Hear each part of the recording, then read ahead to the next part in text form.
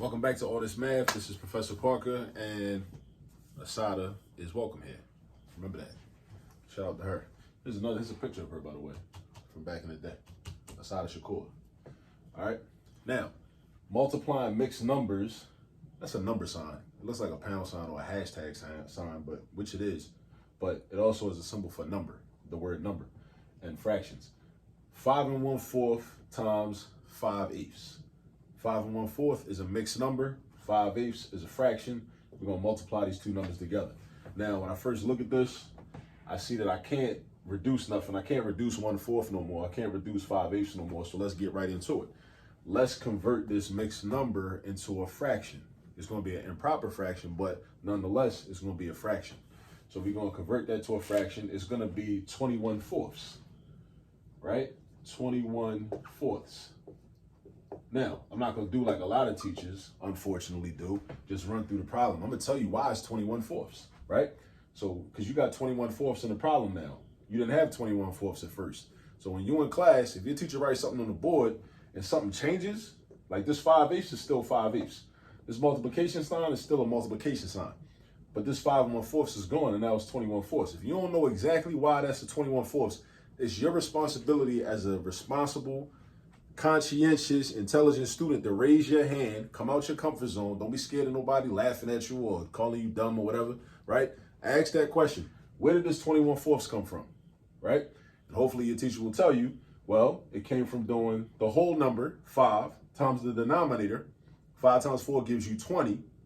Then you take that 20, that product of 20, you add it to the numerator, which is 1. That gives you 21. That's how you get your numerator in the fraction. That's how you get your numerator in the fraction. So you're going to do the whole number times the denominator. Then you get a product. Product in this case is 20. Then you're going to take that 20, add it to the 1. Little plus sign here, little multiplication sign there. That's where the 21 came from. Where'd the 4 come from? You keep the same denominator. You keep the same denominator. You keep the same denominator. So make sure you know that. And in class, like if you in class and your teacher writes something on the board and you don't understand where it came from, your responsibility is to raise your hand. Don't try to sit there and look cool. Don't try to sit there and just write everything down and think, oh, I'm gonna ask somebody else later, or I'm gonna figure it out when I get home. Because you're not. Raise your hand and ask your teacher. It's gonna help the lesson. It's gonna help the lesson because your teacher needs to know what you don't understand. Your teacher needs to know what they need to emphasize more. A lot of the things that I emphasize on this channel is because students let me know things they didn't understand. So now I know when I go into these lessons what I need to emphasize, what I need to focus in on and zero in on.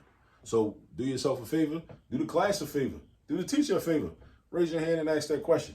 Hopefully your teacher not a jerk. Hopefully your teacher, he or she, will actually answer the question, but yeah, I know sometimes like they might not answer if like they just said something. They know you was talking or you wasn't paying attention, you was playing around or looking at your phone or something. They might feel some type of way. And rightfully so, because you should be paying attention. But if you actually paying attention and you just don't get it, raise your hand and ask the question. All right?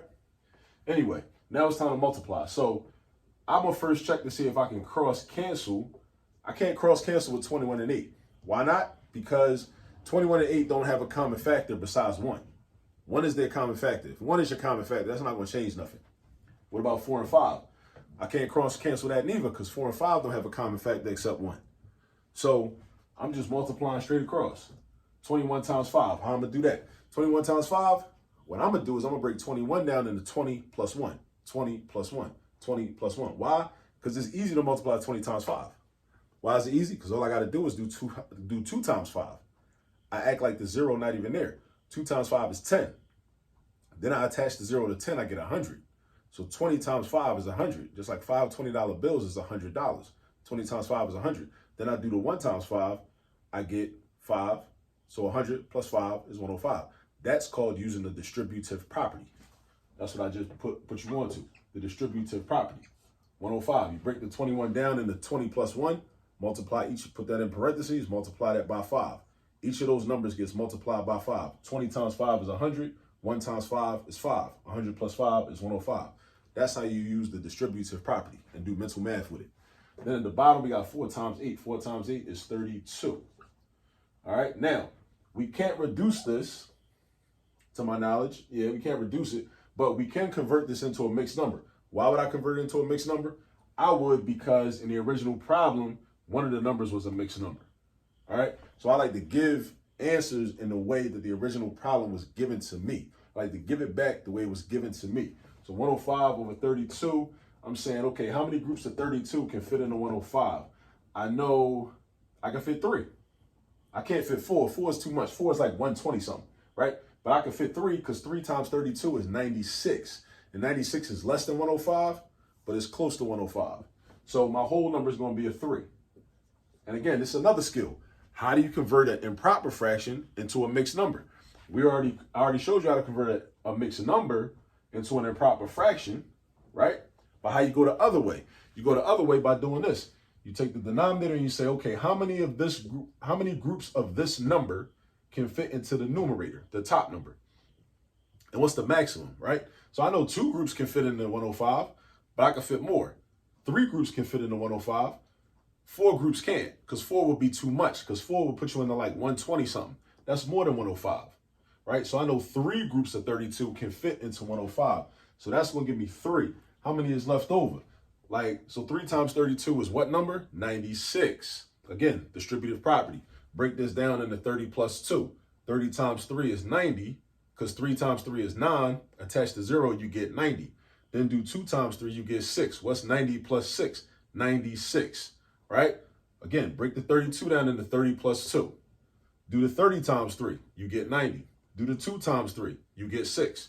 90 plus 6 is 96. All right? So I got to subtract 105 minus 96. 105 minus 96, because that's like the cushion. That's like the space in between. That's how much is left over. What's 105 take away 96? 105 take away 96 is 9. It's 9. So that's going to be my numerator. 9. And then what's my denominator? The denominator don't change. The denominator don't change. It's still going to be 32.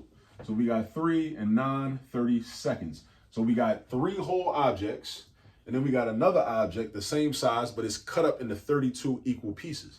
That's what a denominator means. It's cut up into that many equal pieces. And then we have 9 of those pieces accounted for. So the other 23 pieces are not accounted for, right? Other 23 pieces are not accounted for. We're not dealing with them. We're dealing with 9 of them. All right. So again, 3 objects, 3 whole objects. That's where the 3 come from. Remember, 3 is a whole number. We call it a whole number for a reason. It represents 3 whole objects, right? Or maybe 3 whole cakes or 3 whole pizzas or whatever, right?